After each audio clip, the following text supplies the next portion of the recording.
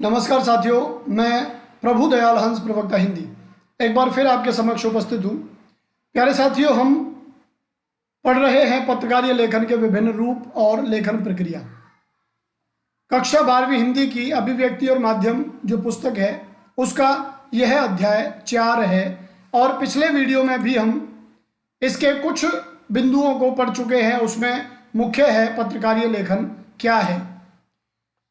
पिछले वीडियो में जो हमने पढ़ा पत्रकारीय लेखन क्या है और इसके साथ ही इस पत्रकारीय लेखन में जो पत्रकार केंद्र में होते हैं उनके प्रकार कितने हैं, तो उनके 3 प्रकारों के बारे में हमने पिछले वीडियो में पढ़ा। पूर्णकालिक पत्रकार, अंशकालिक पत्रकार और फ्रीलांसर पत्रकार। और आज हम पढ़ेंगे समाचार कैसे लिखा जाता है। सर्वप्रथम यह जान लेना महत्वपूर्ण है कि अखबारों में जो सूचनाएं छपती हैं उन्हें एक खास शैली में लिखा जाता है। इन समाचारों में किसी भी घटना, समस्या या विचार के सबसे महत्वपूर्ण तथ्य, सूचना या जानकारी को सबसे पहले पैराग्राफ में लिखा जाता है।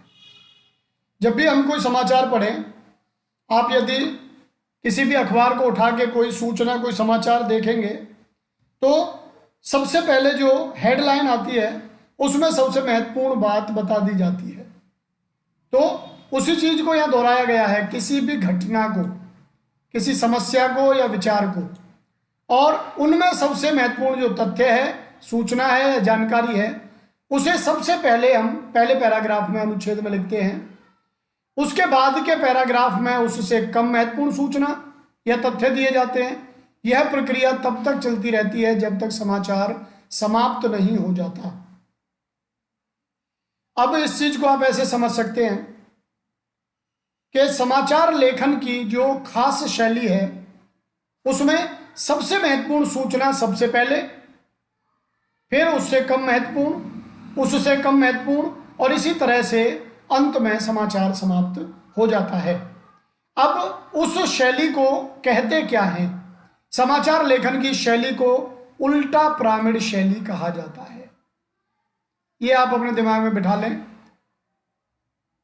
समाचार लेखन की सबसे प्रचलित, सबसे महत्वपूर्ण जो शैली है उसका नाम है उल्टा पिरामिड शैली। इसे इस नाम से जाना जाता है। यह समाचार लेखन की सबसे लोकप्रिय, उपयोगी और बुनियादी शैली है। यह शैली कथा लेखन की शैली के बिल्कुल विपरीत है। कथा जैसे लिखी जाती है जिसमें क्लाइमैक्स बिल्कुल अंत में आता है। क्लाइमैक्स माने अंत, निष्कर्ष। कथा लेखन में क्या होता है, एक राजा था, एक रानी थी, उसके इतने बच्चे थे, ऐसा हुआ वैसा हुआ, और अंत आते आते पता लगता है असलियत में हुआ क्या। तो स्टेप बाय स्टेप उसमें कथा आगे बढ़ती है और चरम पे आकर के उसका समापन होता है। परंतु समाचार शैली में ऐसा नहीं है। समाचार शैली में जो सबसे महत्वपूर्ण बात होगी, जो उसका चरम होगा, वह सबसे पहले ही रख दिया जाता है। अब इसको आप इस तरह से भी समझ सकते हैं। एक उदाहरण यदि हम लें तो कथा शैली में तो इस तरह से लिखा जाएगा, सीधा पिरामिड शैली में, कि दिल्ली से आगरा जाने वाली बस इतने बजे दिल्ली से चली, रास्ते में इस स्टेशन के पास, इस शहर के पास उस बस का एक्सीडेंट हुआ, दुर्घटना घटी। वह एक ट्रैक्टर से टकराई और टक्कर इतनी जोरदार थी कि उसमें इतने लोग मारे गए, इतने घायल हुए। बाद में मौके पर पुलिस ने पहुंचकर उन लोगों को, घायलों की मदद की, सभी को अस्पताल पहुंचाया और आगे की जांच जारी है। ये यदि इस तरह से हम लिखते हैं तब ये होगी सीधा पिरामिड शैली। इसमें महत्वपूर्ण क्या है कि घटना घटी और इतने लोग उसमें मारे गए या इतने घायल हुए। अब जब इसे उल्टा पिरामिड शैली में लिखेंगे तो कैसे लिखेंगे? तो हम लिखेंगे कि बस दुर्घटना में 12 लोग मारे गए, 28 घायल हैं। इस तरह से सबसे महत्वपूर्ण जो बात है वो सबसे पहले आ गई। फिर ऐसा हुआ क्यों? तो कल रात इतने बजे एक बस दिल्ली से आगरा जा रही थी और उसमें इस तरह से खड़े हुए ट्रैक्टर में टक्कर लगी या सामने से आ रहे ट्रैक्टर से टक्कर हुई और इस तरह से वहाँ जो ड्राइवर है वो संतुलन नहीं बना पाया और उस टक्कर से इतने सारे लोग मारे गए।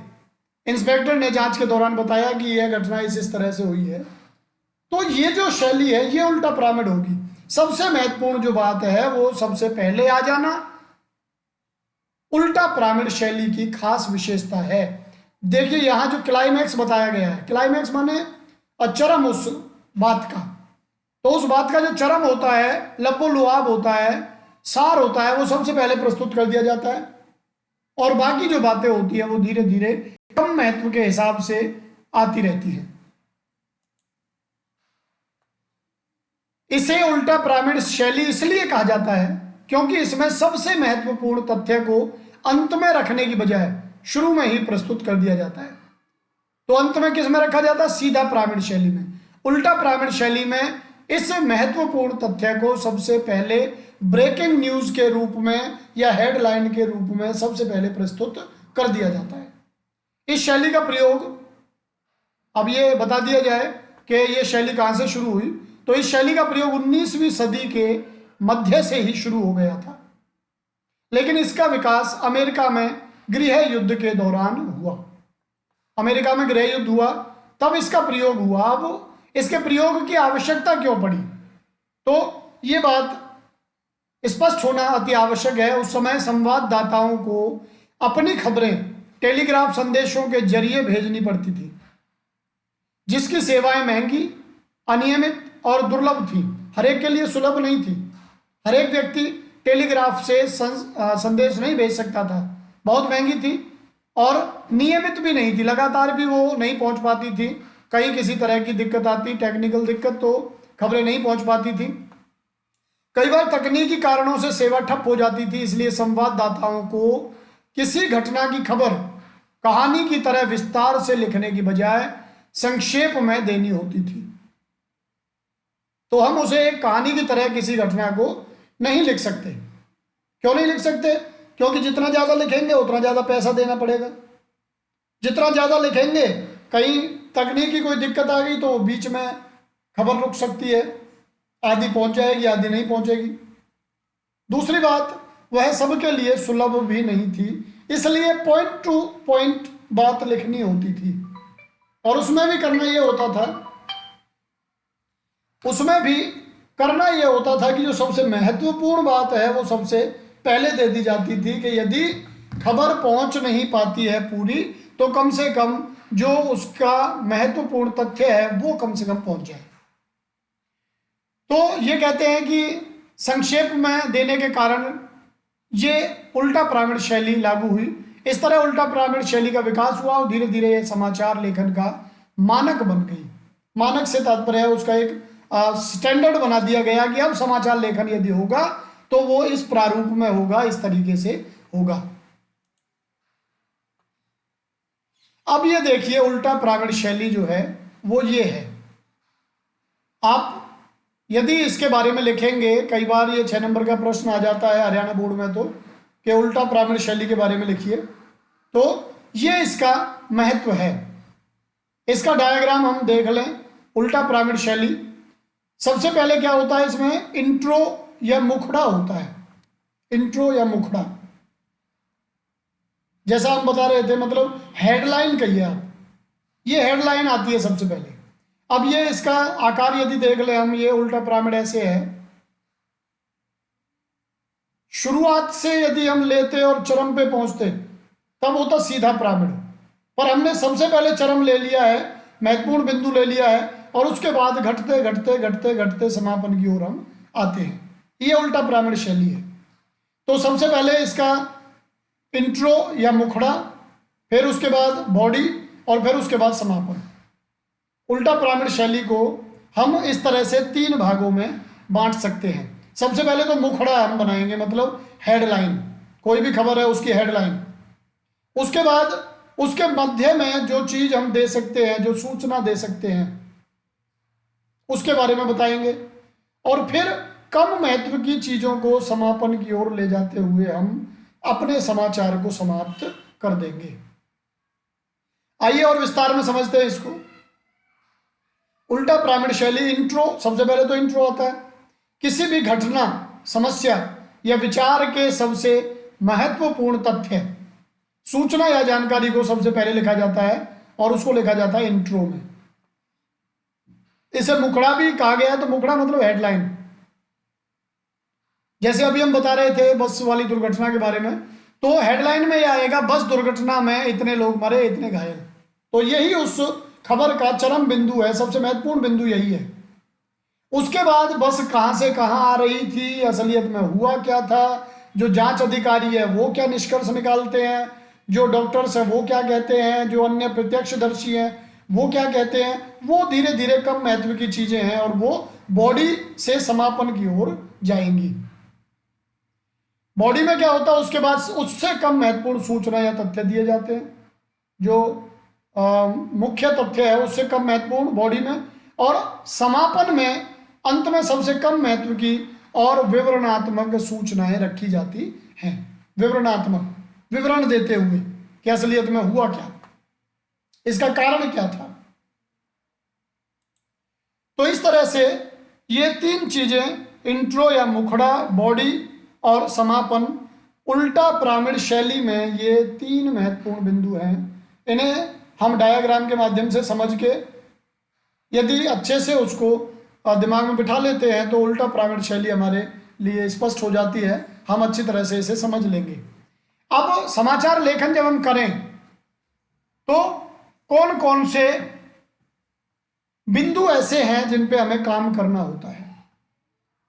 कहीं कोई दुर्घटना घटी, अब वो दुर्घटना या कोई घटना कैसे समाचार का रूप लेती है, तो उसमें हम 6 ककार जो हैं इनको आवश्यक रूप से समझ लेंगे। ये बड़ी महत्वपूर्ण बात है। इसके 6 ककार जो होते हैं समाचार लेखन के, तो 6 ककार कौन से? ककार से ही मतलब समझ लीजिए, ककार क्या, क अक्षर से शुरू होने वाले 6 शब्द। तो वो कौन कौन से हैं? क्या, किसके या कौन, फिर कहां, फिर कब, क्यों और कैसे। ये 6 ककार हैं। क्या, कौन, कहां, कब, क्यों, कैसे। ये कै अक्षर से शुरू होने वाले 6 ककार कहे जाते हैं और समाचार लेखन में इनकी बहुत महत्वपूर्ण भूमिका है। ये समाचार को एक अनुशासन में लिखने में और प्रस्तुत करने में हमारी मदद करते हैं। किसी घटना, समस्या या विचार से संबंधित खबर लिखते समय इन 6 ककारों को अवश्य ध्यान में रखा जाता है। समाचार के मुखड़े यानी इंट्रो में क्या, कौन, कब, कहां, इन 4 ककारों के आधार पर खबर लिखी जाती है। क्या हुआ, किसके साथ या कौन था उस खबर में, कब हुआ और कहां हुआ। तो क्या हुआ, ये जो सबसे महत्वपूर्ण है, ये हेडलाइन में आप देखेंगे। हेडलाइन में आता है क्या हुआ कि एक दुर्घटना हुई, क्या हुआ कि फलाने देश के राष्ट्रपति या विजिट पे आए, क्या हुआ। तो उस क्या हुआ में हम सबसे महत्वपूर्ण बात को सबसे पहले प्रस्तुत करते हैं, फिर कौन, फिर कब और कहां। इस तरह से क्रमशः वो चीजें, वो ककार आते रहते हैं। इन 4 ककारों के आधार पर खबर लिखी जाती है। इसके बाद समाचार की बॉडी में और समापन के पहले बाकी दोनों ककारों कैसे और क्यों का जवाब दिया जाता है। समापन में सूचना के स्रोत आदि पर प्रकाश डाला जाता है। समापन में हम ये बताते हैं कि सूचना हमें कहां से प्राप्त हुई, उसका सोर्स क्या है, स्रोत क्या है उसका। 6 ककार हैं। पहले 4 ककारों के आधार पर हम अपनी हेडिंग तैयार करेंगे और उसके बाद बॉडी और समापन में क्रमशः कम महत्व की खबरों को लेते हुए, बातों को लेते हुए चलेंगे। इस तरह 6 ककारों के आधार पर समाचार तैयार होता है। इनमें से पहले 4 ककार सूचनात्मक और तथ्यों पर आधारित होते हैं, जबकि बाकी 2 विवरणात्मक, व्याख्यात्मक और विश्लेषणात्मक पहलू पर जोर देते हैं। तो प्यारे साथियों, आज इतना ही। हमने इस वीडियो में जाना कि समाचार कैसे लिखा जाता है, उसकी उल्टा पिरामिड शैली क्या होती है, कहाँ से शुरू हुई, हमने ये भी बताया। अमेरिका से यह शुरू हुई, उसके गृह युद्ध ने इस शैली को बढ़ावा दिया और बाद में समाचार लेखन के लिए यह शैली मानक बन गई। और उसके बाद हमने समाचारों के 6 ककार पर बात की। तो आज इतना ही।